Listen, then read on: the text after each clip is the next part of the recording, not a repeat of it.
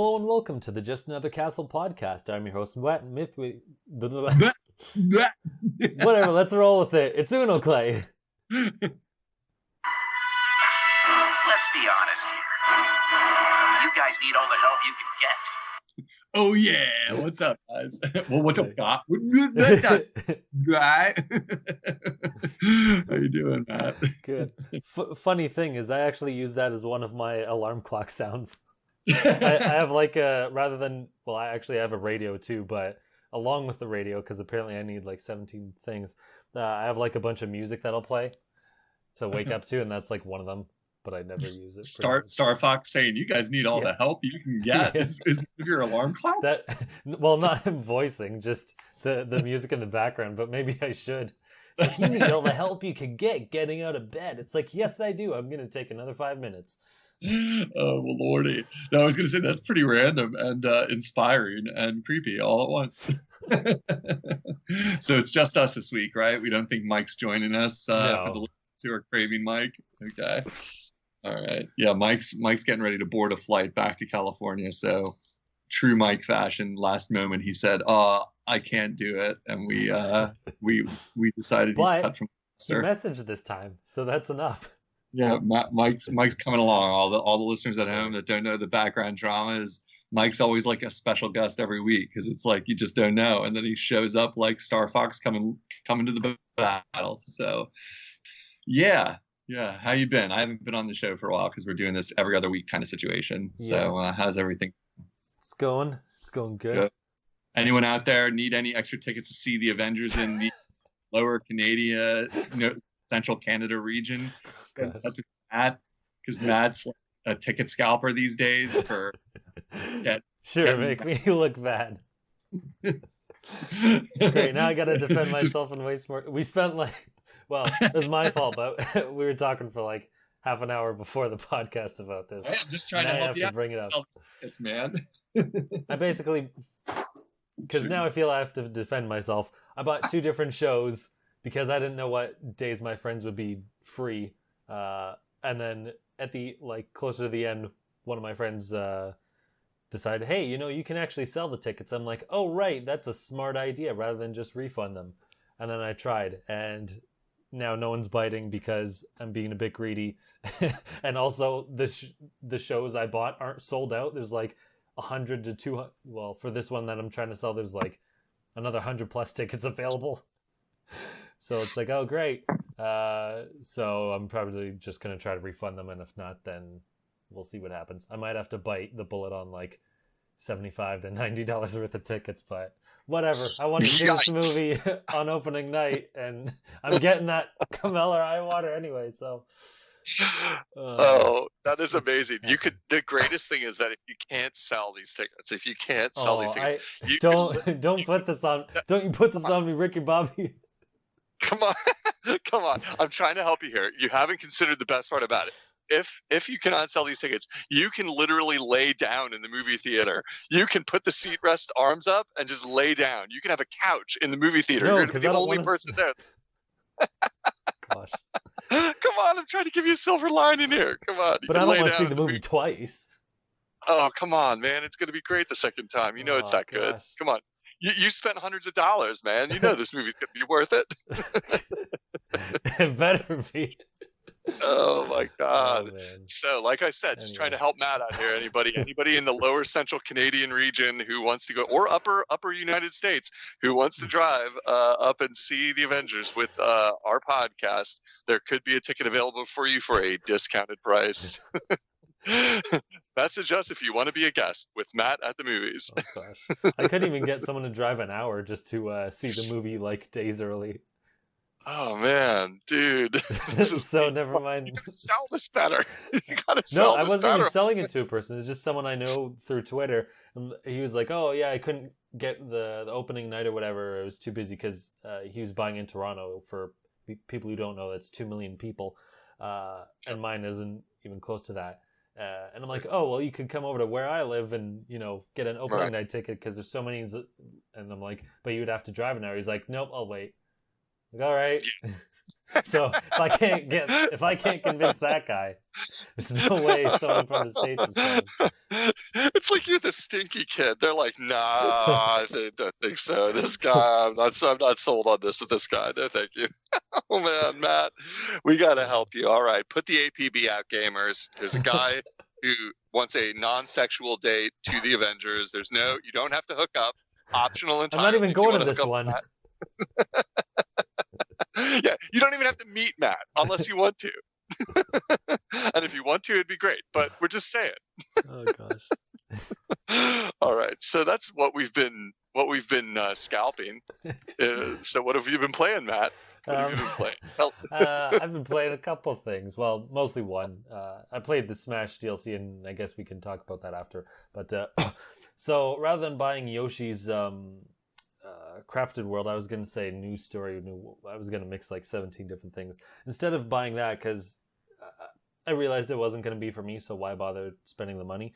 I thought I'd go into playing some indie games, and I was looking on my list, and I narrowed down a couple and posted up to Twitter, and I forget what Twitter said, but eventually I ended up going with Steamworld Heist, which I think most people voted for anyway. And it's one of the Steamworld games.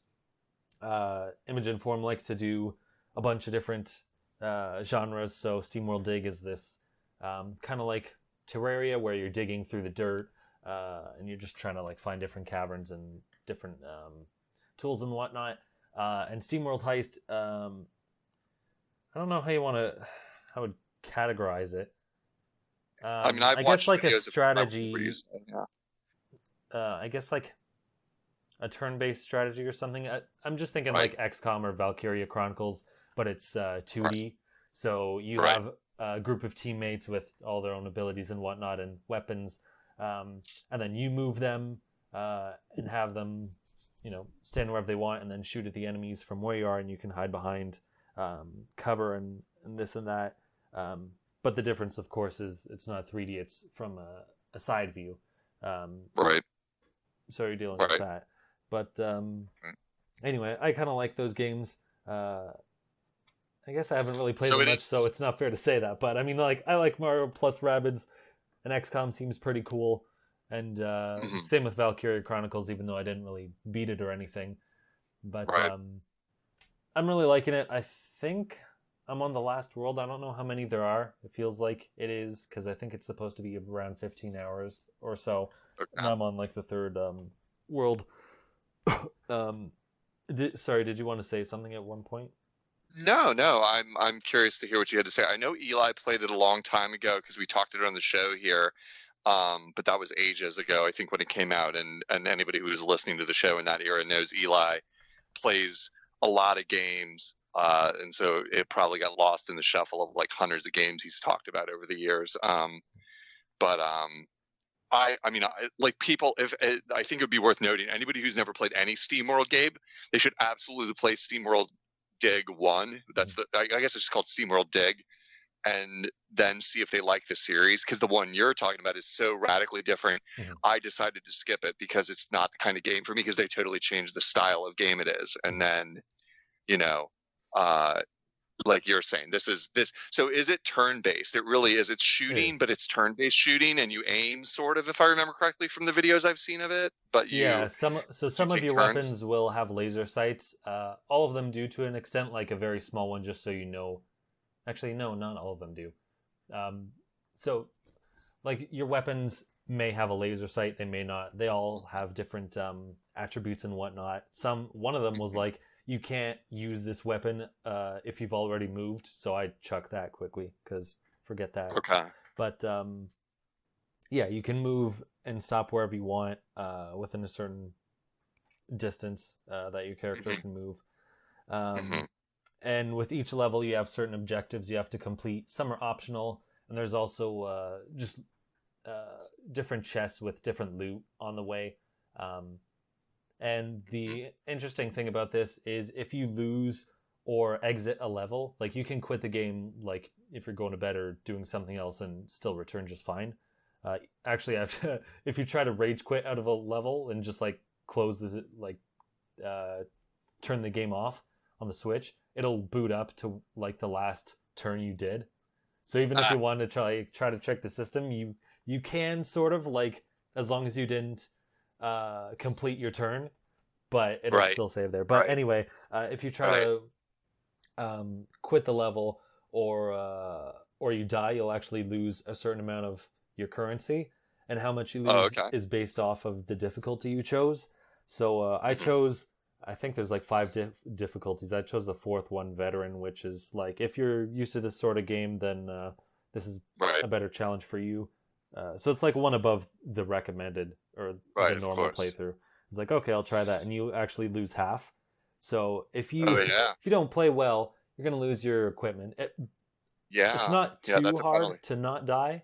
You can definitely put yourself in situations where you're like, oh crap, I grabbed the wrong teammates clearly because this person doesn't have enough health, and now they're dead, and now I gotta make sure I like don't lose the rest of them. But I've lost a couple of times, but it's not too bad because there's usually something you can buy,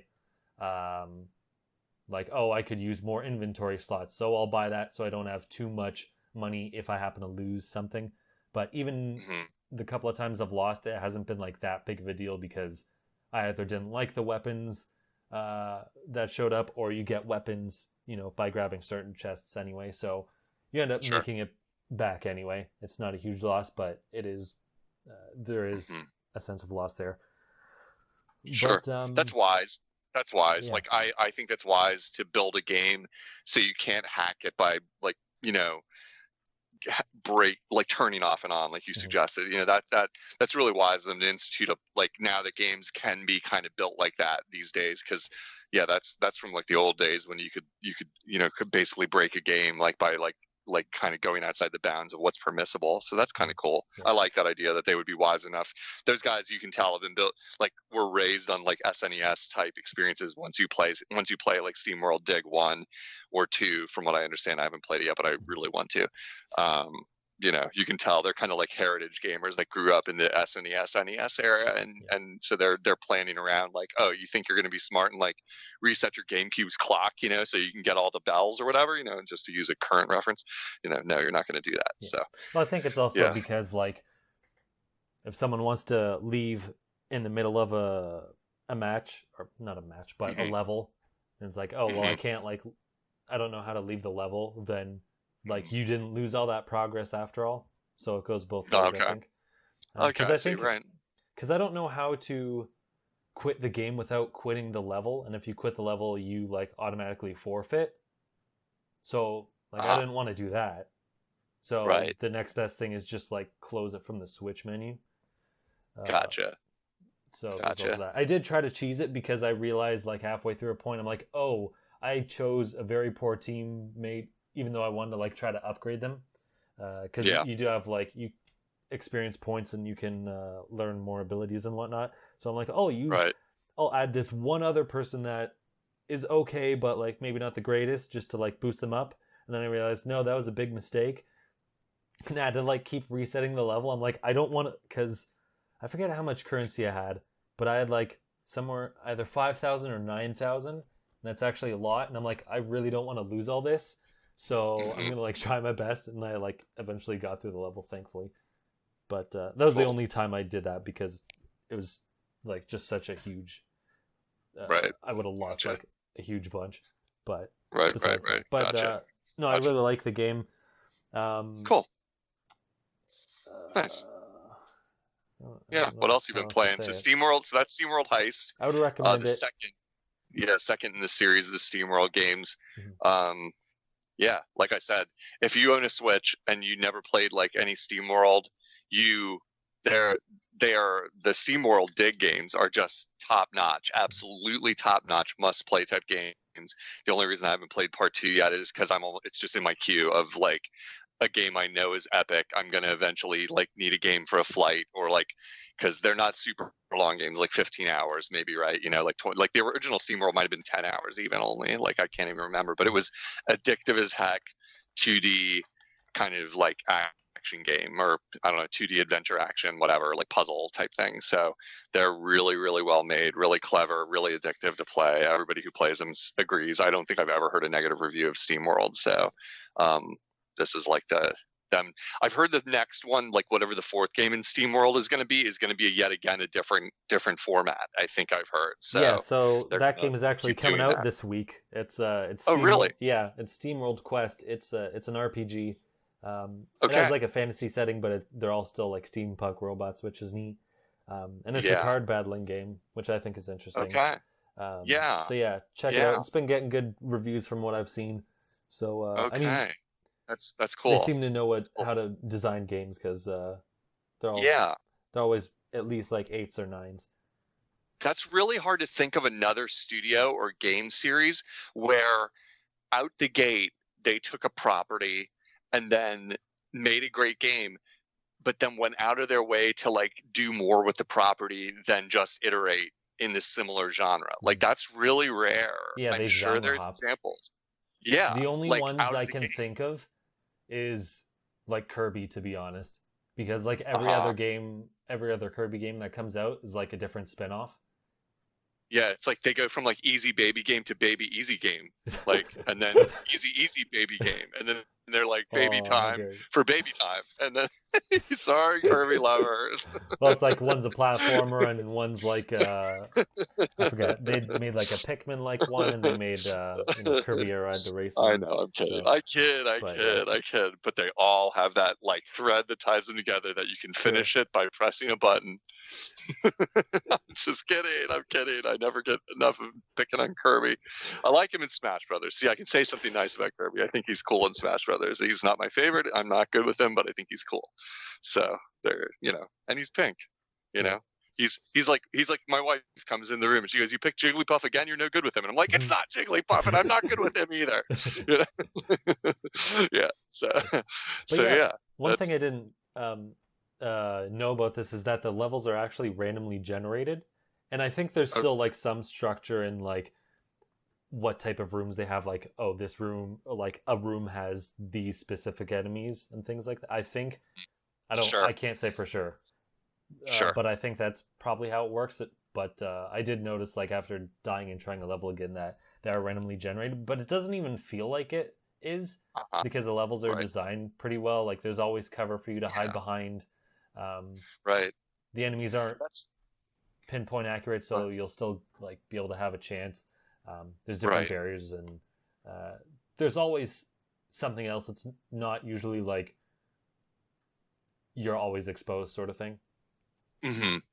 Like that's really like, I mean, these days randomly generated games are almost like becoming too common, and I think there's a certain backlash going on in some sectors of gaming community.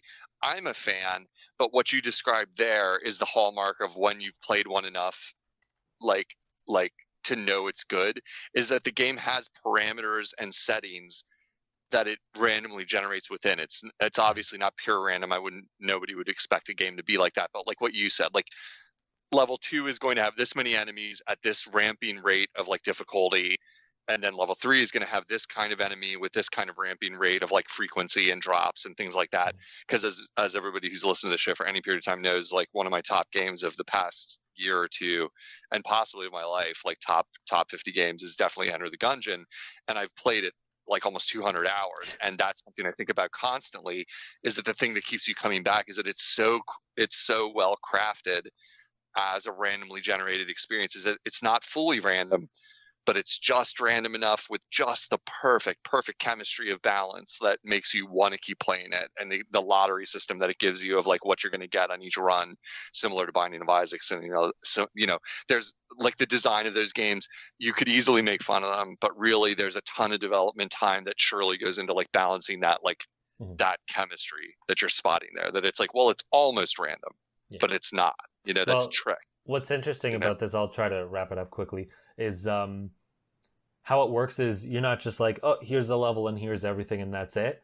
It's all the levels are basically shut, or so you're always exploring a spaceship, and you start off in an area without rooms, and then you eventually choose whatever direction you want to go in, and then when you open that room, then you'll actually see like what's inside that room. So all the rooms are basically like locked until you go through the door, and then it'll be like, here are the enemies, and here are like the exits to connect to a different area or this or that. So you're always like trying to figure out what room leads to what.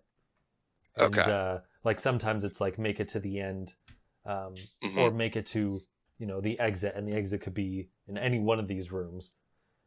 So it's interesting where you're always trying to figure out where you're going, and you always have that choice of where you want to go.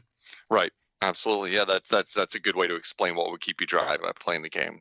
That's a little bit like what I know of Dead Cells from watching my friend who wants me to start playing it because he knows I'll get crackhead addicted to it, and I've held off this far. But there's a similar mechanic, I believe, to Dead Cells to what you just described that makes you want to keep playing it, like that kind of sense of discovery and that kind of like exploration, random / not random exploration element. So cool, dude. Well, that's cool. It's a game I wish I would like the genre more so I could play it. But I just have watched enough videos to know I think I would be bored of it pretty quickly, knowing my tastes in games, even though I really respect the developers. So I think I'm just going to save my time and money for like Steamworld Dig 2, since I just, the reviews were so astoundingly good for that game, like that it was like I should have played it when it came out. But just as always, it's just like when do any of us have time for a new game these days? You know, it's like I already have everything lined up. So yeah, it's sort of that I look forward to seeing what they do next. I love that they're swapping it out for an RPG, even though I probably won't play that one either. I'm like, no, that's awesome. Like, don't wear out your welcome with like just making SteamWorld Dig 3, 4, 5 in the same genre, because that game, they're wise, like, to know that would probably the fondness we have for the core Dig series would probably wear out if they just iterated on it again and again, because it's not that deep of a concept. See what I did there? Deep. Like it is deep when you're playing it, but you could wear it out and you'd be like, okay, so I've had enough of this series, and they're keeping it fresh with their IP so that we don't all like roll our eyes and like every time, say, I don't know, like Scribblenauts drops another iteration on it. You're like, oh my gosh. You know what I mean? You're like, do you even care when another Scribblenauts, even though it's the most genius concept ever? Crap. Sorry. Mike, mute your microphone. Even, you know, every time Scribblenauts like drops another episode, I just saw it like show up in like the eShop or something the other day in one of the filters I had open, and I thought, I wish I cared about Scribblenauts still, because that was such a genius idea, you know. And then I'm like, yeah, you can't make me care about this. Like, you know, it's like you wore out your welcome, because I get it. Draw a jetpack, say jetpack, get jetpack, get laser gun. You know, like the end. You know, like it's you know, and too little, too late to keep the brand fresh. Like, or maybe not their fault entirely. It was a very amazing property when it kicked off. So, you know, whatever. So anyway, that's cool, man. Anything else you've been playing? Maybe I'll just postpone it until after, because I think I talked long enough. So, what have you been playing? The thing of note to the listeners of this show would be I've been trying out StarLink, Battle for Atlas, the game. And also, I think had DLC come out recently. There was something I saw show up in the eShop that this past weekend they were having a free content drop that like some of the items in the game would be available to try, I think, for free. I didn't take advantage of it.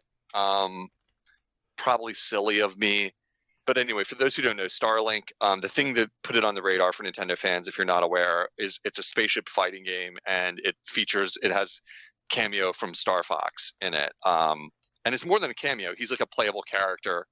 And it's like he's been inserted into a game that clearly was designed by Ubisoft without him in it, and then like created a campaign mode with him in it and a storyline with him in it.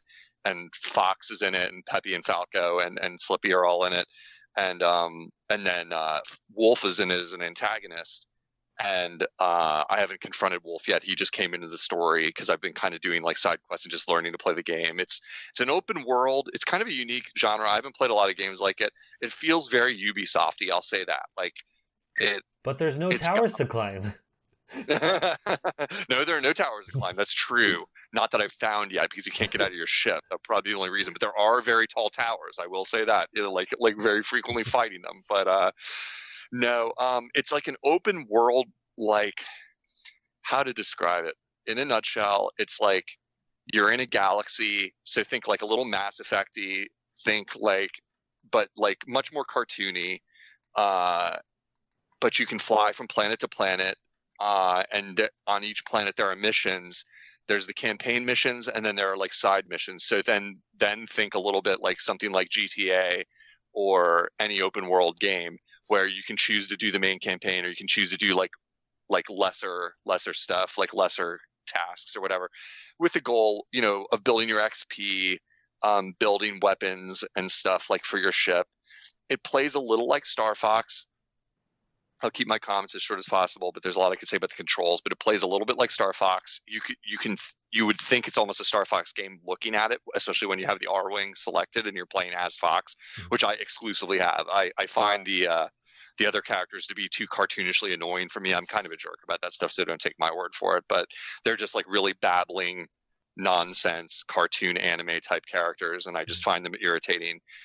Whenever they even talk on my radio, it's not really a strike against the game. I just ignore it or whatever. I really do like Fox, and I really do like Star Fox games. So it's like that is the only reason I'm playing it, to be honest.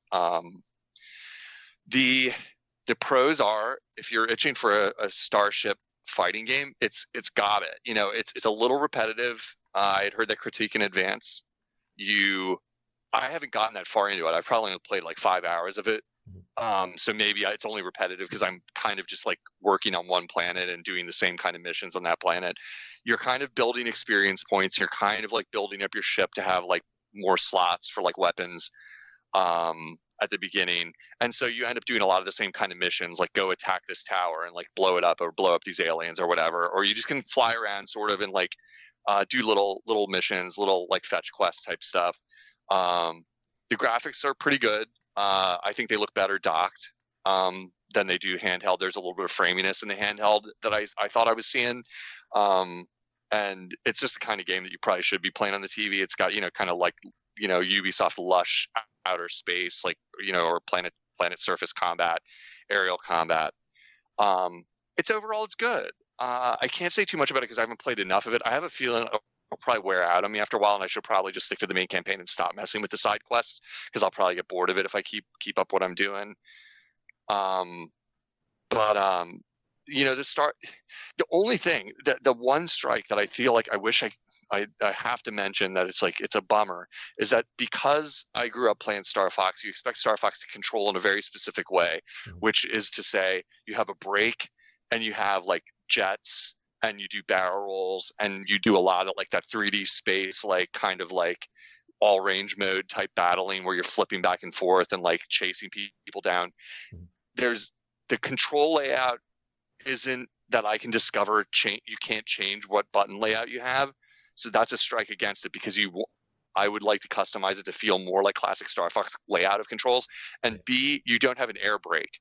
And anyone who's played any amount of Star Fox knows that's just critical to how Star Fox feels. You always are braking in Star Fox, ironically. You're always using your brake to like corner or to like do tricks or just to like hit every target, to get bonuses, things like that. Braking is integral to playing Star Fox, and there's no brake. So it always feels wrong because of that omission, that it doesn't fly like Star Fox. So I forget.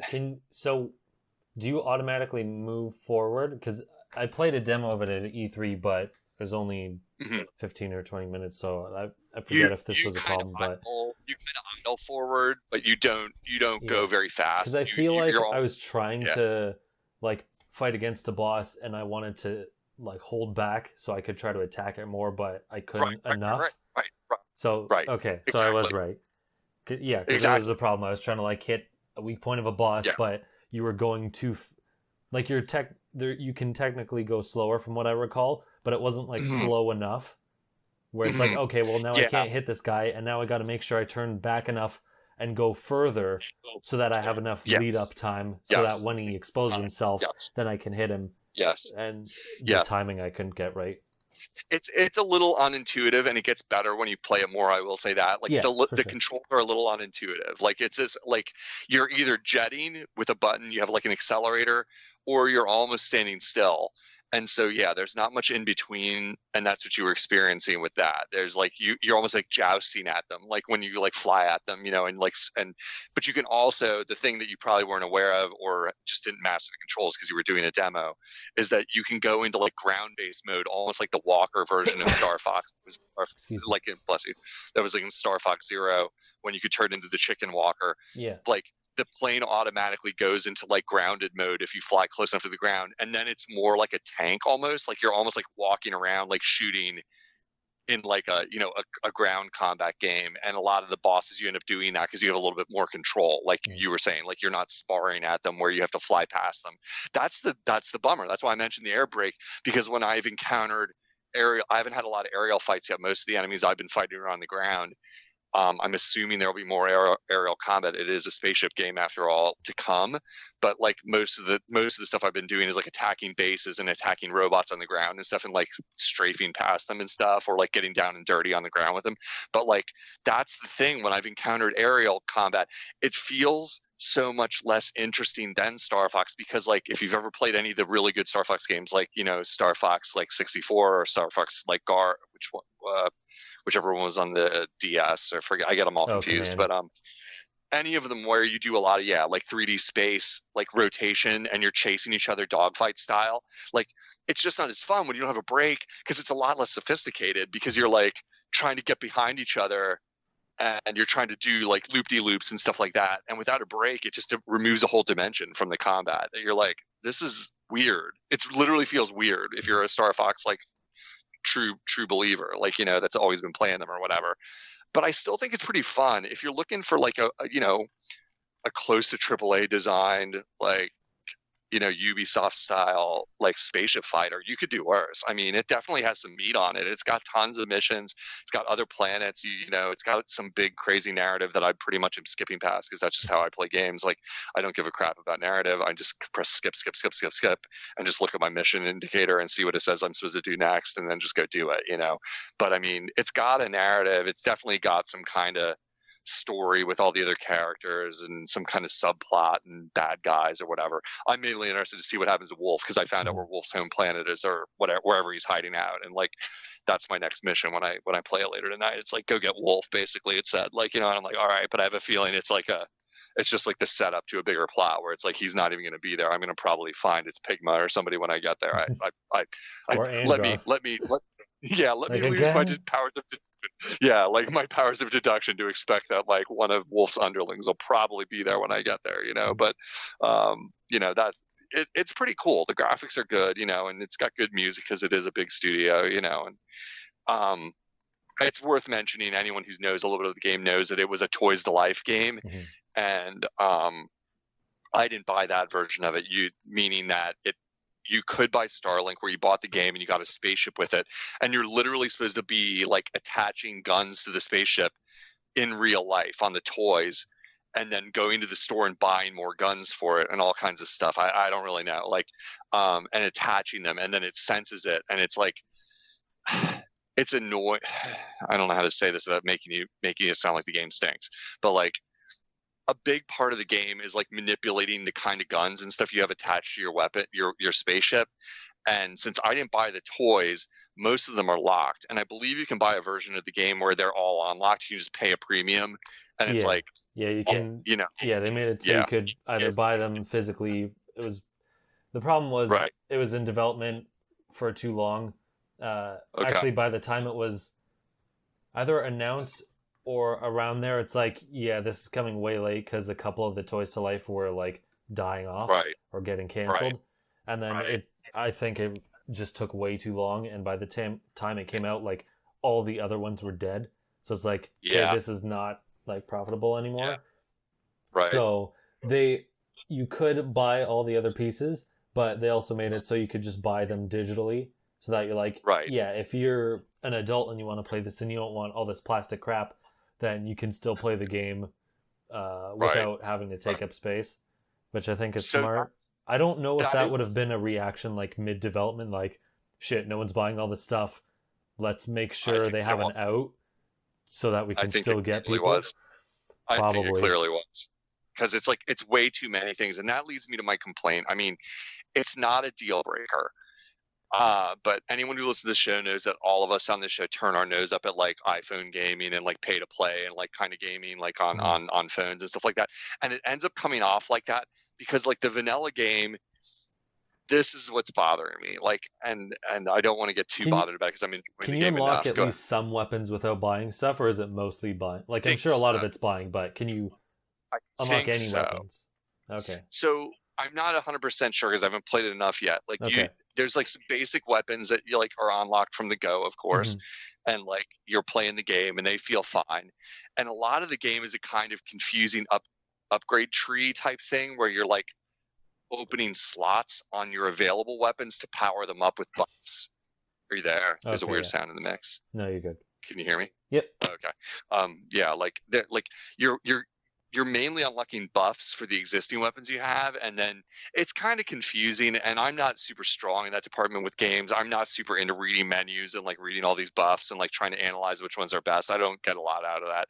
So I just kind of like flip through them and look for the rare ones that are like ranked, whether they're common or rare or whatever, and just attach them to my guns and get going. You know, I'm like, whatever, like, okay, this one makes me have faster guns or faster cooldown or whatever, you know, and like just move on.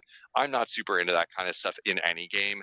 And it feels like they're trying to meet you halfway to give you something to do without having to pay for it, sort of, to me. Like, okay, this is we should move on because we've both been talking too long about the games we've been playing and get to some news or whatever. But I mean, I will say this: if you're interested in this game, I think I have the super cheapest version. My wife got it for me for a present, and I think she probably got me like the $30 package, or because I told her to. I said, don't spend a lot on this game. Like, get whatever version is cheapest. I think you can get it for like 30 or $40 for the vanilla version, which comes with some stuff, and you can play the game, and it's fine. But maybe in your mind, plan on bringing it home and spend like $10 on DLC once you have it, and because like fundamentally, like you only have 2 lives if you don't spend any money. Like you have 2 ships in your roster. You have R-Wing and you have like some other ship. And when they crash, the mission's over. Like if you lose both your ships, the mission's over. And like the idea is that you're supposed to buy more ships and therefore have more lives. Because like even on the early missions, I've gotten killed a couple times and had to restart the mission because I crashed and burned and had no backup ships. And it's literally, it'll turn you off if you're not ready for it. It's literally offering you, hey, buy another ship to continue. And if you press it, I thought it was in-game currency. Well, no, it takes you to the eShop. You know what I mean? And it's like, oh, you expect me to buy another ship and then you have it forever? Sure. But that's not my thing. You know, that's not my jam. And thus far I haven't given into it.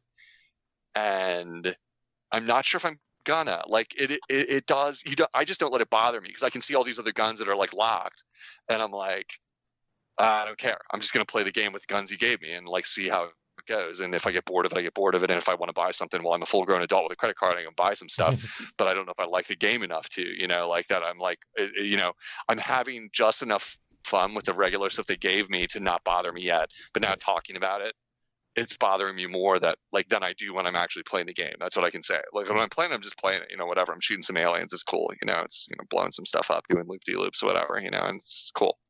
So StarLink, Battle for Atlas, I'd give it like a 7, you know, if I was giving it out of 10 or something, you know, it's like, it is entertaining. And if you like Star Fox enough, I think I get a kick every time I'm flying around to Star Fox and you power up your meter where you can call in one of your friends because they're not with you all the time. And then you hit the button and the Star Fox theme starts to blast and like rock and roll starts to play and peppy hair comes flying down out of the sky saying something snarky.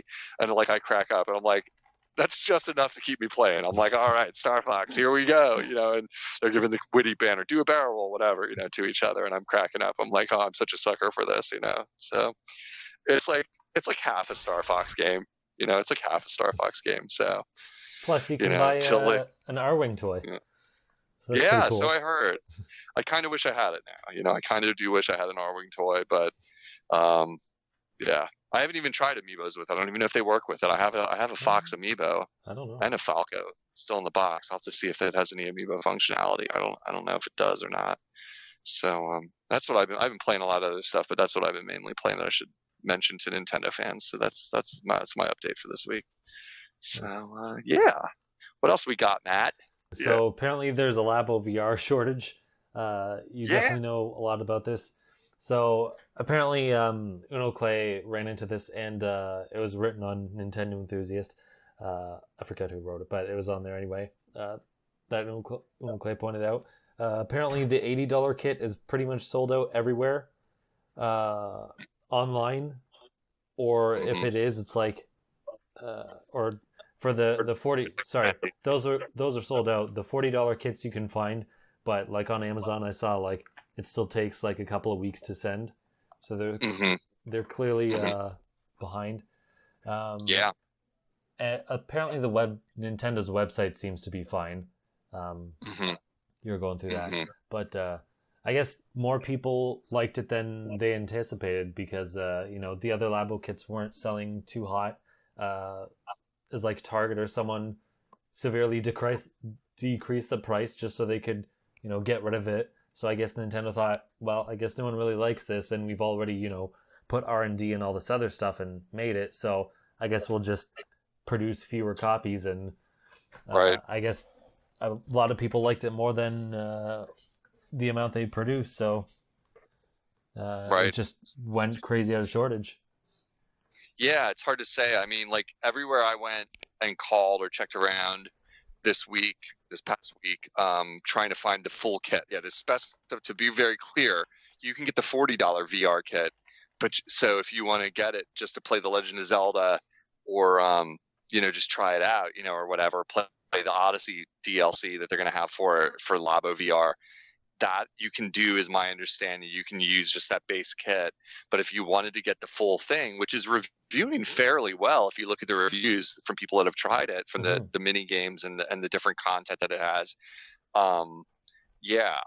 it's not, you can't find it. But that is Matt reports it correctly. I was checking around in all the major retailers, Best Buy, Amazon, GameStop, all the usual suspects. If you try to order the $80 kit from them, it's either back ordered or delayed, or it just says out of stock, or pending or whatever.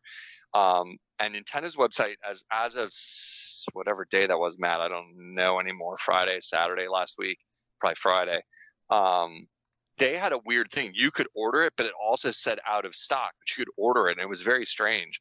And I didn't know what to make of it, but I thought, what the heck, I'll try it. It does cost you a bit because you have to have it shipped from Nintendo, and then they also charge you tax. So it ends up, you get pretty banged up by the time you're out the door with that. It's almost $90. I did order it, and then I got a shipping confirmation that it's supposed to be here by Friday. So that, I don't know how many people that this applies to that are going to be excited for this, or need it bad enough that they don't want to wait. I just got a bug in my, I got a bee in my bonnet, as they used to say back in the old days. I wanted it. I thought I'm going to use some of the money I had sitting around here from Christmas, from gifts and stuff, to buy it and treat myself and play with some cardboard. So it's on its way. So Labo, I just think, Matt, they probably just didn't overproduce. I don't know that there's like anything more than, like, you're right, like you're saying, like the sales have been kind of up and down and hard to call. And I'm sure like Series 4 Labo kit or whatever it was, the vehicle kit probably didn't do as well as the opening salvo of like the first couple Labo. And you're right, there was that big like Target sale where they liquidated. So plus this one, say what you want about cardboard being cheap, that's fine, but like this actually has like glass and other plastics involved. So I mean, realistically, it's not like it's costing them that much money, but compared to the other ones that they're used to producing and like selling, this will definitely cost more. So it's like that's even more reason for them to sell like fewer ones. Like crap, the other ones didn't sell and they basically cost nothing. This costs more. Let's not, make more than those. Right. So like, I mean, if you're skeptical, and Matt, the other thing we've left out of the story about this that we might not have touched on in the show at all before, is that if the layout of Labo VR is that you can buy the base kit, the $40 kit, and supposedly later, if there are not shortages, that should be this, you can add on to it. You buy the other items that you would have gotten in the full kit later, and supplement. Now you'll probably end up paying a little more in taxes and everything by the time you're done by doing that. And it also obviously involves those things being available, which I'm going to wonder how realistic that is to expect, given the shortages now. Like, are they really going to produce a ton of those side kits or whatever you want to call them, or are they going to be kind of hard to find themselves? That's what that was. I would suggest that that's going to be more available than like some of the other boxed things.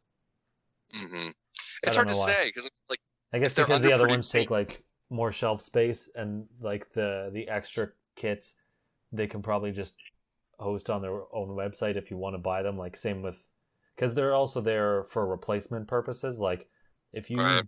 spill water all over your crap, like you can just buy the replacement rather than buy a whole another $80 kit or a $40 kit that has the other stuff that you don't actually need in it. Because I remember Right. that's why they set that up too. Right. It's hard to say. Who knows? I didn't see any of those secondary kits when I was hunting around in really? real life. But I mean, Right. it's early days, and this could be a situation where, like right now, it's a little like low like inventory because the little bit they put out like sold out, Mhm. and then like in a month or two when they get the stock back up, it'll be everywhere, and you'll see it on the discount bin again. At Target. Like it'll be like everything must go. Buy the rest of these VR supplemental kits or whatever. It's hard to say. I just didn't want to deal with that, to be honest with you. I was like, hey, this is a gift to myself. I'm going to splurge. I'm a Nintendo fanboy. I'm going to buy this and play with them all and have fun with it. And like the reviews, it was the reviews. Had the reviews been middling, I think it would have been a case of where I was like, well, really the big draw for me here is to see what Zelda VR looks like. Mm-hmm. That's the biggest draw, number one, for I think anybody. It's like, this is amazing. This is going to be like, it's an amazing game, even if it's blurry or like low res, like VR. I think it'll still be reasonably fun or interesting. And the reviews for the base kit made it sound like people, even like relatively adult websites, I shouldn't even say relatively, even adult-minded websites are giving decent reviews to Labo VR, saying this is pretty cool. Like, it's neat. And that was enough to make me want to try it. They're saying there's more depth to the mini games this time.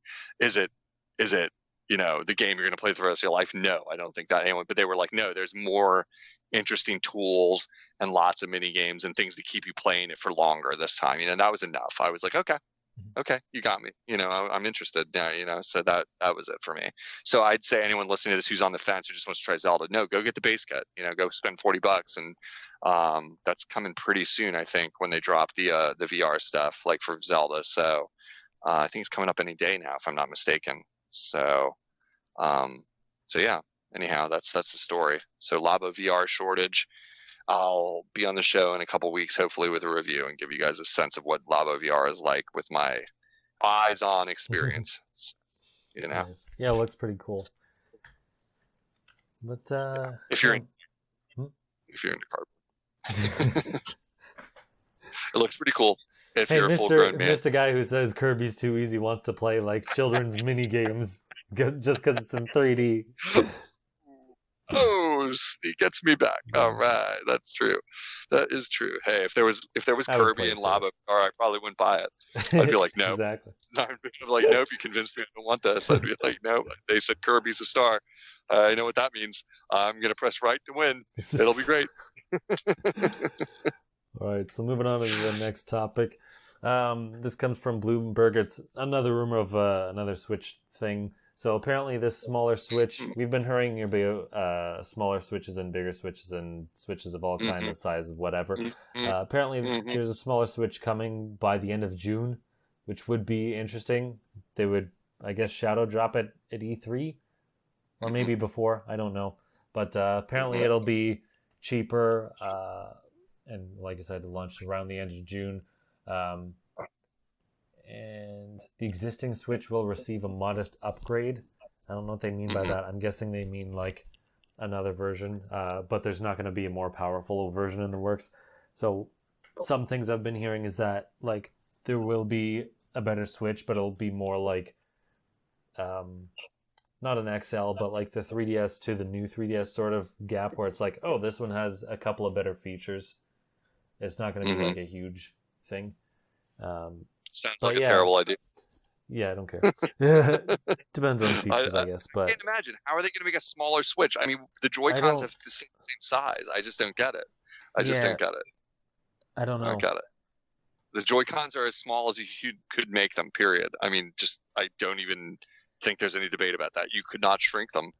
They are already, for a man my size, I'm a big dude, they are already the right size, but they are a petite size. Like they are the right size. There's no complaint. They fit well in my hand, but you couldn't make them any smaller. I wouldn't be able to hold them. You'd have to literally market it as a kiddie system. Like you'd have to warn people. Like you're not going to be able to hold them. I think that's the point of it, to like phase out the DS and like have this as a replacement. I see. But I don't know, even when you think that, it's like, okay, how small do you need it to be small? and how small can you actually make it and still have like all the same innards and not have it cost more? Unless they like, I guess they just make it thicker to like fit the same parts, but it's just back to back. But I don't know, it would feel weird to have like a Switch that's the size of a 3DS, like just the top screen. Mm-hmm. I don't know. That's weird. Yeah, it's hard to imagine. It's hard for me to imagine. Like, even if they make a smaller Switch, it's still not going to fit in your pocket. I can almost guarantee that. Like, I can't see a way where they make it fit in your pocket. Because the only way the other handhelds did was because you could fold them. And obviously, you know, when you only had one screen with the Game Boy and it was small enough. But have a Switch. Can you have a Switch that doesn't have JoyCons? Yeah, like, I think so. I think they'll just have it as like one whole unit. So you're thinking there could be non-detachable Joy-Cons like version of this thing. Like, what games wouldn't work? Labo wouldn't work, like, because you have to be able to detach it. Like, I'm just spitballing. Like, well, I mean, like the side of the workaround would be you just use another set of Joy-Cons for it if you want those. Right. Not from the same source, but I've heard from other people say like you could still dock it anyway. So that you could still use it if you want to use it on the TV as well, which makes sense because really the only thing that's you just have to plug it into the USB-C port. It doesn't need the whole toaster thing, so I mean, that shouldn't be a problem. But they'd probably try, if I knew Nintendo, they'd probably try to make it in such a way that you would still use the dock. There wouldn't have to be another dock. It would be like, well, it would just like somehow stick out just enough that you could reach it or something. Like, you know, I don't know, like, but. It's weird to imagine because I'm trying to think of the workarounds they'd have to encounter, and the first thing is detachable Joy-Cons. You're right. You could just be like no, yes, if you want to dock it, you can, but you're going to need to use like, I mean, that's not something that they might like. Yeah. It might be that they sell the smaller Switch with like some kind of attachment. Because, you know, I don't know how small it is. On the regular Switch, the controllers are sticking out the sides, so it's easier to grab. If it's smaller and like fits within the same size, it might, you know, not be elegant. So they might make some sort of attachment, either you buy separately or with it, where it's like, oh, if you have a dock, you can just put this on it, and you know the regular Switch sticks out a bit more from the top, but like you could use the small. I don't know.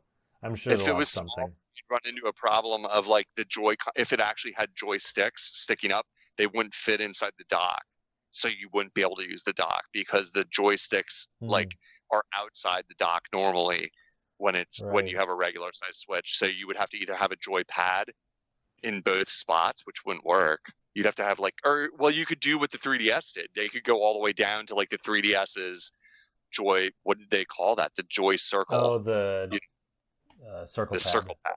Yeah, like they would have to go down to circle pad on both where the Joy-Cons normally exist in order to make it work would be one thing.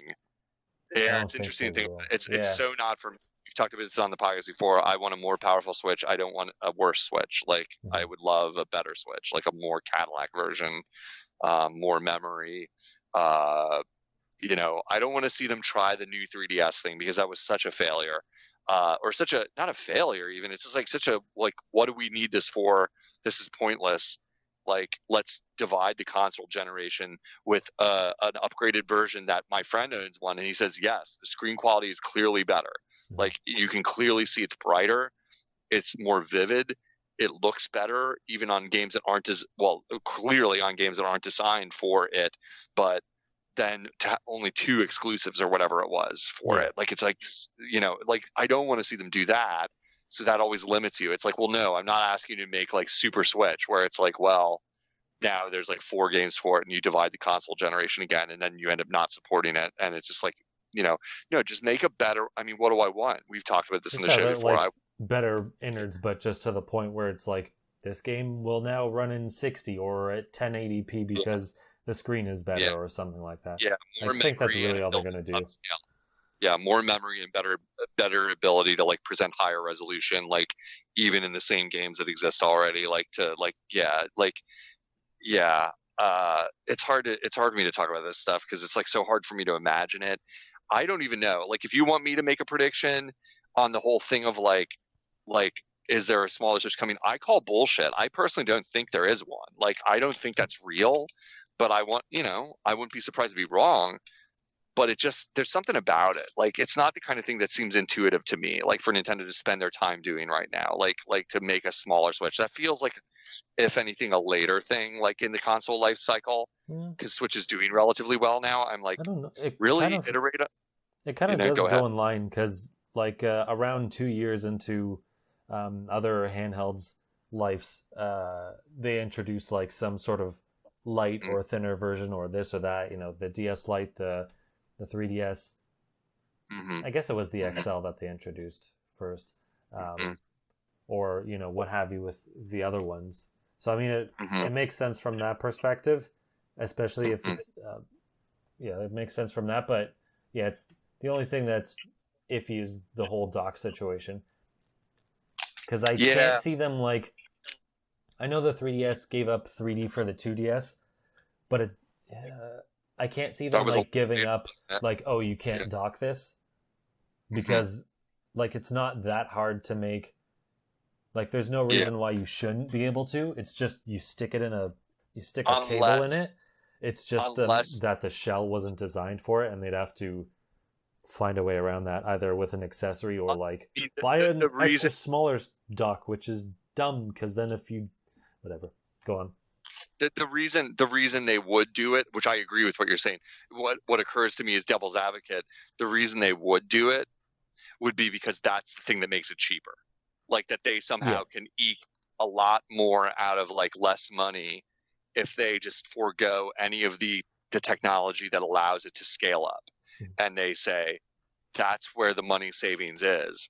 And that's why we're going to do this. Like, and then it makes sense, because that's the kind of thing we're not going to know till it happens. If it happens, that it's like that would be the answer. It's like when someone opens it up and Tech Foundry or whoever like tears it down like the first week and is like, yeah, this thing is like half the guts, or whatever, like of the real one, like, and that's why it can't even hook to the TV, because it doesn't have the processors and the memory or anything that would make that possible. And that's where they saved $100, or whatever, to do that. That would be the answer if it happens. Like, they say this is a non-dockable Switch, and I mean, I think there is a market for that, because you hear people that buy Switches and don't dock them much, that they play it primarily handheld. I find that amazing to me. I'm like, you don't take advantage of the system's greatest capability to be both. Like, that's its great. Yeah, but like, people do it. I just love handhelds. At the end. I don't get it. But it's out there, and if they see that in their marketing research, and they want to zoom in on that idea of, like you said, the 3DS, like replace the 3DS, get a cheaper version out there for the kids for Christmas this year, so that like they have something to offer that's new in the hardware department. That it's like, well, yeah, Switch Mini, and it's only $180, or pick your number, pick your price. Like, it's only $150, like you can get your kid a Switch, and we just like add 50% to our install base by doing that, then they would say that's a green light right there. That's a green light. They'd say, who cares? Drop the dock. And we put it all over the box, like handheld only, meant to be handheld only, and make sure people get it. And that's it. Like, that's like nobody's going to cry when they get this home. They're going to know that, like, if they want the premium Switch that goes on their TV, they pay, $150 more or whatever it is. But hard to say. There is potentially a market for it. I don't know. Not for me. Who cares? Give me Switch. Give me Super Switch. I'll pay for it. I'll be down. It's the greatest Nintendo in a long time, and I'll have plenty of nostalgia for my launch day Switch when the time comes that I have to trade it in. But I trade it in, I will. And get myself a more powerful beast of burden, because I already have like a fairly high number of games installed. I bet I have like 20 games installed on my Switch. So it's like, it's working fine. And I'm like, I'd be like psyched to see what it could offer, like in the second, as we enter, like, the second, what are we in, the third year? How long has Switch been out? It was March 2017. Okay. So 2 years. Yeah. So it's as we enter, like, the third year we're in the third year of Switch's life. I'd love to see what we get, like if they wanted to go that route. But I don't know. I don't think I believe in that either. I feel like it feels a little early to me to see them iterate on a system that's doing this well. But who knows? Who knows? All right. So there was a new Switch update. I don't want to spend too much time on it, but some notable things that some people might not realize. You can sort of sort your games, not individually, but they'll give you different drop downs. So one is last played, which is how it normally is. Then there's total playtime, alphabetical, and publisher. Yep. Very weird. Yep. I don't know anyone who would separate it by publisher. That's well. I just want to highlight some favorite them so that they're always on the front. But apparently, that's asking for too much. I don't get asking it. Too much. Are you not a Nintendo fan? Are you not thankful you're getting anything at all already? Yeah, really. Like, so shut your front door. You got a sortable menu, and we're bothering to talk about it. Like, this is classic Just Another Castle right here. Like we're like excited about a feature that should be such a no-brainer. Like, you can sort your menus of games now. Congratulations. I'm not even asking for folders, for crying out loud. So pathetic. You are though. By mentioning it, you are. Let's admit it. But I mean, the publisher thing. Actually, I think that's useful. Not to many people. It's probably for like game developer or people who are viewing or something. Maybe that's the only reason I could think. But even then, that's probably by. I don't know, because if you're reviewing a game, you're only playing like one game at a time anyway. So it's automatically going to show up. Because you can like see games. If you have a bunch of games, you can quickly kind of discover maybe a developer that you didn't know was one of your favorites. It was what occurred to me. I kind of liked that it was included because I thought it was cool. Because like I quickly sorted it that way just to look at it and thought, I want to see how many games I have by Nintendo versus anybody else, and then I want to see if there's any trends in who else I own games by. I honestly found it to be a neat feature, but it's a super nerdy feature and definitely not necessary. I agree with you that it's not a required feature, but I kind of liked it, especially since like the nerdier you get, the more you pay attention to devs. And like someone at your extreme, like you're like level 9 out of 10 nerdy on this stuff, you're gonna already know. And then there's people on the far end of the end of the spectrum who aren't even going to know what the word means and are like, "What do you mean? They're all made by Nintendo." You know what I mean? Like, no, they're not. But you're forgiven for thinking that because you're playing in Nintendo, or whatever. But like that, I don't know. I just thought I was glad it was included as an option. I thought it was.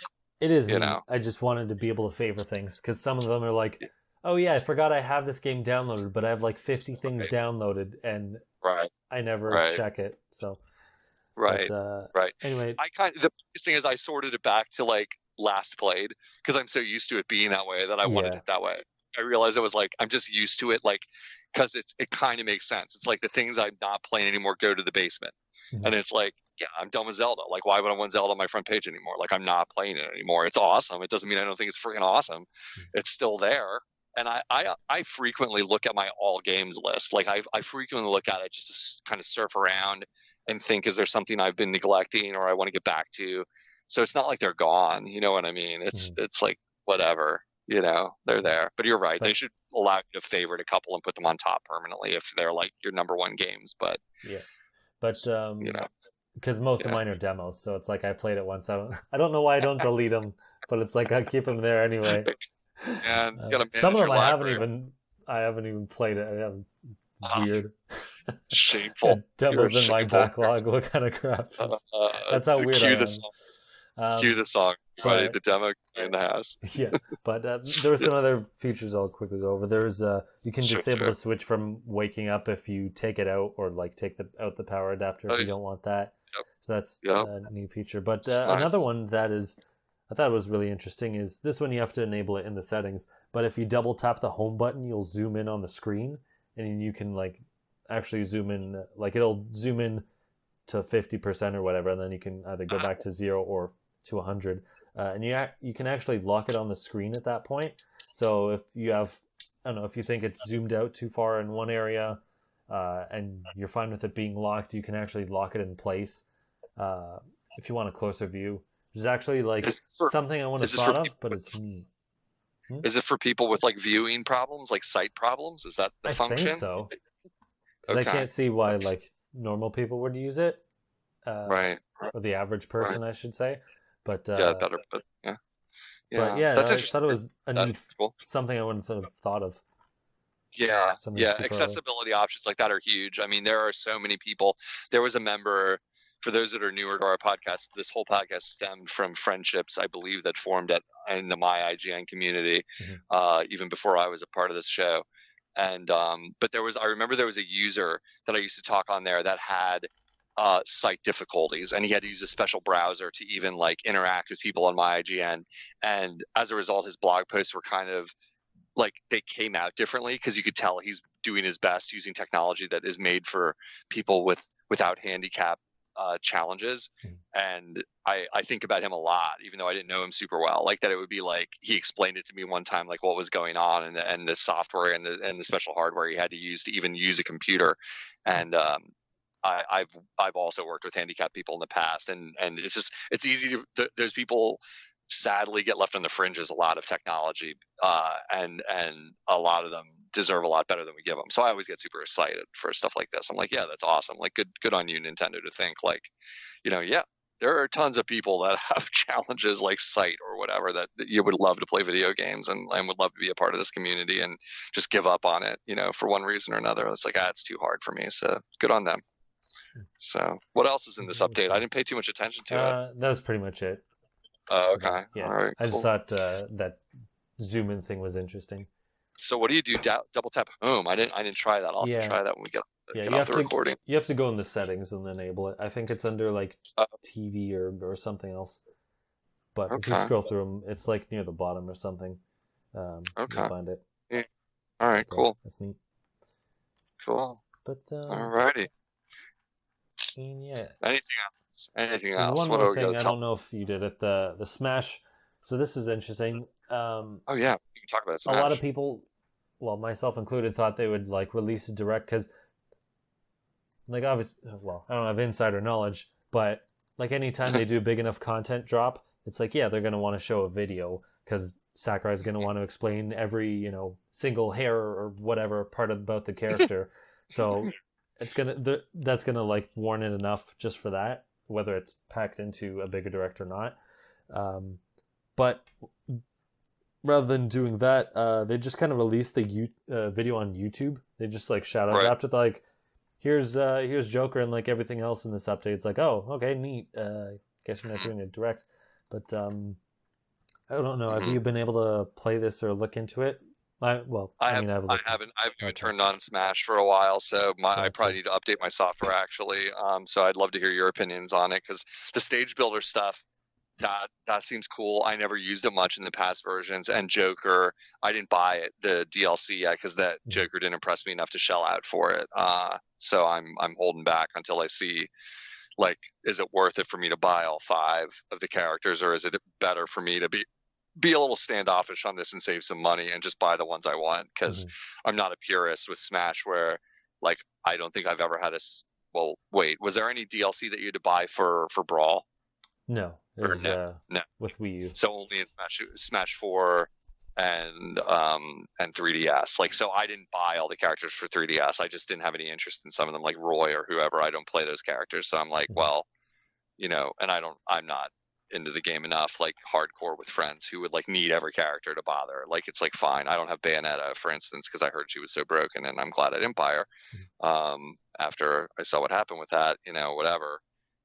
So I'm not in the camp for this. Like Joker, he looks like a mix of a few different characters we already have, and it's fine if you like him. What did you think? Did you play him? Yeah, I played him. I didn't play him for too long yet, to be fair. The update took forever, and by the time I got an update, I'm like, well, it's 1 a.m. I should probably go to bed soon, but I'll play it for like a bit. But I played a couple of matches. I always go through the training mode just to see what their moves are. I didn't get to do like the classic mode or the DLC spirits or anything, although I want to. But I played a handful of matches, and like I'll have to play more, of course. But it's one of those things where you play a character, you already know what kind of characters you're into, and if you play something else and it doesn't grab you immediately, you know you're not going to like use that character often. And I know I won't from the little I've played. Maybe I'll, you know, like him a little more after playing him, but I know I'm not going to main him or anything. Right. But, who would you compare him to? I have some ideas from watching videos, but who would you compare him to? What characters stand out as influences on his styles? So the reason I kind of don't like him is he seems like a mix of a lot of characters, and I know that sounds a little weird, but the reason I don't really like him is it just seems like they recycled other moves to make this character rather than... It seems like Sakurai really like Persona 5 and is like, man, I want to get Joker in here. I don't really know how to do it, but I'll make it up as I go, versus like, oh, this character would has like I have a great idea for a moveset for this character, and I want this character because that moveset would be so interesting. Right. So I think it was like a backwards approach, and I don't really like it because a lot of his moves, like to some extent, when you're dealing with 70 plus characters, I realize you know you're going to deal with repeated moves. Some kicks or punches or whatever are going to be the same. I get that, but it seems like for a character that's supposed to be new, he seems a lot more like a clone, where a lot more of his moves are borrowed than like the average character. Such as, give us some examples. Oh man, nail you see down. If I can. Because like, well, let me ask you. So for one, the one thing I hate the most is that he has like no range because he uses a knife, and that's not to say like, oh man, what do you use, Corn and Bayonetta who have all the range? No, I use like Pikachu and Pac-Man who have quite little range, but it's still significant enough. Yeah. It's not Jigglypuff where you get like point blank range, but it's small, but it's enough. But his really doesn't feel like it, so I don't like it for that point. But go on to what you were saying. Yeah, no, that I would totally hate that. Like that would be like, no, I didn't even know that like he has like limited range like that. That's not me either. I wouldn't be any good with that. The thing I noticed from the videos that I thought was that he has the meter like Cloud, like that you're charging up that meter. Is that kind of accurate? Yeah, it is. The difference though is you can, so he can increase the meter if he does his like counter sort of move, or it'll go up if he's regularly attacked, and it also goes up like just based off of time. It varies how much it grows based off of what actions you do. Yeah. But it still is like automatic regardless, versus Cloud's, which is you have to charge it on. Whatever. His is based off of attacks. This one, Joker's, works multiple ways, but it automatically works off of time. So you'll automatically get like super powered.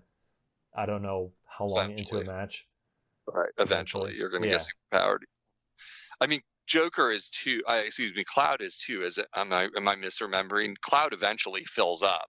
The more you get clobbered or whatever, the longer you take down. Like the longer you fight.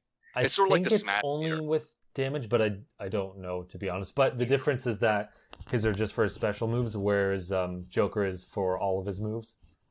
Oh yeah. So that's for his like smash attacks, for his specials. I don't know if it counts for his tilts, but at least his smash attacks are counted. Gotcha. But yeah, I mean, and then he has a long tether that reminded me of like Zero Suit. If I remember seeing that in the video, he has like long like grab with a whip or something. I don't even know what weapon it is. I only watched the video once. Like it was like, and I thought, oh look, he's got Zero Suit. He's even like got a longer tether than Zero Suit, you know, or something like that. Like because it looked like a really long range to like recover with, like from the edge. And then you have the super powered version of himself where he's like super buff for a little while. So you have elements of like other characters like who like kind of their powers morph over time and change at the match. So there's that. We're such smash amateurs here. I don't even know the term for that, for a character who's got that element, like that factor to their character design that like throughout the life of the match, their strengths or weaknesses change. Like who comes to mind? That Pokemon who does it. The blue. What's his name? Lucario. Lucario, like he's not exactly a good match, but like the way he gets stronger, the longer he takes damage. This is a little bit more like like, what's the character's name who, am I thinking of the right person, who can buff themselves? Well, Xenoblade, he sort of, well, you cycle his buffs. So it's a little different. Anyway, yeah, this is more like whatever. It's kind of just hating on this character. I don't hate on him. I never even played him. It was just a random reaction. It didn't. I reacted the same way you did, and I didn't play him, so I don't even know if that's accurate or not. But I was kind of like, it doesn't. But I don't know the character either, so I'm not the target audience. I'm outside the box of like caring. Like I'm like, well, if everyone on Earth said he's one of the greatest, like super fun characters, then I might be into it. And if all 4 of the other Smash DLC that are coming are bomb characters that I want, then it'll make financial sense for me to get him. You know, it'll be like, okay, I'll go all in, like, and just buy the pack. But that I'm not going to know that for a while. So it's more likely than not I'll never get this character, I guess, because out of the 5, there's at least got to be 1 or 2 I'm going to want. So I'm going to end up buying them sooner. I'm going to end up like, oh, the next one is, you know, I don't even know who my dream character would be anymore, you know, but it would be somebody super retro, guaranteed. Benny or Jimmy or whatever or Billy from Contra. Yeah, Contra, like anything like that. Nah, they're too gunny. Like they wouldn't. I would be like, what? You don't fit, you know. Like, but like, I don't even know anymore. We've been over that hill a million times. Like, who would my dream character? It would probably be someone from like some obscure old game. You probably wouldn't even know your dream character was until like they showed it off. You're like, that's my dream character. That would be classic. That would be great Nintendo service. Like if they did that, like the lead character from Clue Land, or the scientist from Gyromite, or something like that. Like just something so obscure, like, and bizarre that like you would never think they would do. Because like for me, I think even over Inkling making his debut, which I was as hyped as everyone else, like when we got the Inkling reveal, I think Duck Hunt Dog still for me was like the biggest get ever. Where I was like, you're kidding me, like that feeling, like this has got to be fake, like kind of feeling, like there's no way, and then it's real, and he's perfect, and I love how he plays, and it's like it hits on every level for me, where I'm like, no, I not only like your ethos, I like your actual gameplay, like, and I think you're awesome, you know, and I always want to play as you every time, like. That for me is probably the biggest get. So it's like you said, it's like until they show it to me, maybe I wouldn't know it. I mean, like I always joke and say Purple Tentacle from Day of the Tentacle, the Maniac Mansion sequel, is like my all-time get. So that's my official, unofficial wish, but never gonna happen. But yeah. So I don't know. Do you believe that they're gonna reveal the next one at E3? Is that the vibe in the air? Yeah, I think that's about time. Like the way the characters are scheduled, not how they're scheduled, but with the amount of time from when Piranha Plant released to, which was February, to February 2020, which they said is roughly the end, at least of, let's say, this season if they do another one. And they're, if you count Piranha Plant, that's 6 characters, so that's basically one every 2 months, give or take. So it makes sense to like announce one at E3 and be like, it's launching at the end of the month or right now or whatever, because that's like 2 months from now. It's a little soon to be right now. I would say I bet against that, like for them to do a right now like kind of thing, because it would be like not enough hype, because they want to sell it, so they'd want to like build up the hype a little bit, maybe. Like I don't know, it's hard to say, but E3 you want to have a story. I could see them at least announcing at E3 and being like at the end of the month. I'm agreeing with announcing. Announcing, like saying at least, but they're at least going to have one during the summer. Yeah, I'm going to say because there's otherwise there's not going to be enough time to launch them all with. Because I'm sure they schedule these things in like, we want this done by this time, like our deadline. So and Sakura's like you're actually giving me time limits on Smash. Like you're kidding me, right? Like he's like, plus, come on, like I mean, like they already picked out all the characters and everything. It's a matter of doing it. So I'm just planning. So they say. I don't know if I believe that stuff. I think I'm in that camp of like, if you're a big company, you can just say that to get everyone off your back and shut everyone up. You can, you don't. But I think like after Smash 4 DLC, they're like, we can definitely make this a thing versus just like, well, now because they're dealing with new characters versus just like, here's Lucas again. So I think they're like, yeah, let's make this like.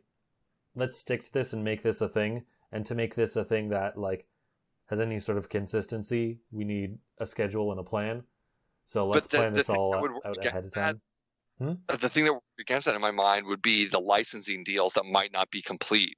Like that would be the thing that would like where you'd be like, yeah, we have a plan, but we haven't really gotten X company to sign on yet. You know what I mean? Now I grant you, if they can get Simon Belmont, that's got to be one of the worst licensing nightmares that they'd have to go through. Like, you know, like to like really work at. You just said, you know, what's that? You said if they can get Simon Belmont. No, I'm saying. What do you mean, I'm saying because they were able to get Belmont, I would grant that like that licensing nightmare, like that, you know, we hear about from the outside of Konami being what they are or whatever, you know, blah blah blah. Like, I grant you, licensing might not be the hardest thing, and the fact that they have like Snake and stuff like that, you know, it's like you already dealt with the hardest ones, sure.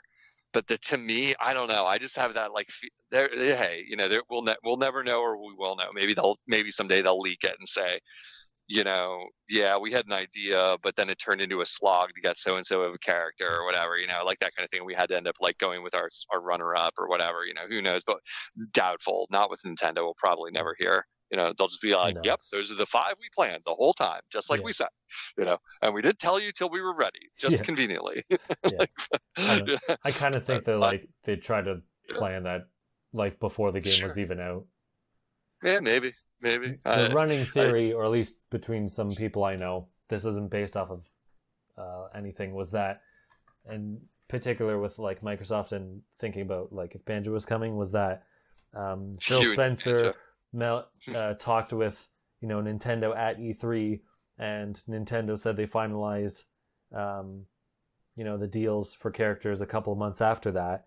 Tough and shit. People tough shit, and Phil knows that you know, people want characters in Smash, so it makes sense with that to bring it up there. Plus, like, you know, all their other deals that are going through, like Xbox Live and Cuphead coming to Switch and all this other stuff. But I don't know. I kind of believe that they figured that out ahead of time.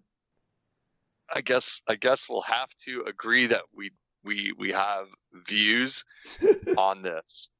Is that a good thing we can agree on? We agree we have views. No.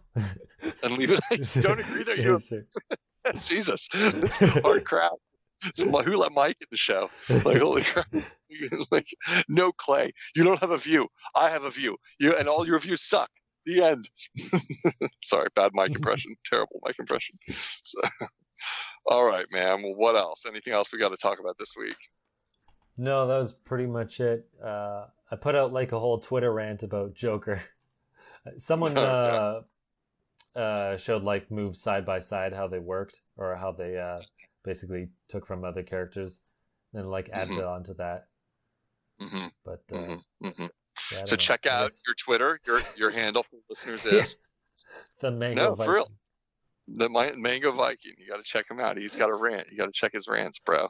This guy likes to rant on Twitter. He's a big fan of the tweets. Not many people liked it, but not many people were pissed off. So that's a win in my book. There you go. Winning. You got a vanilla reaction. Yes. Perfect. Well, that's great.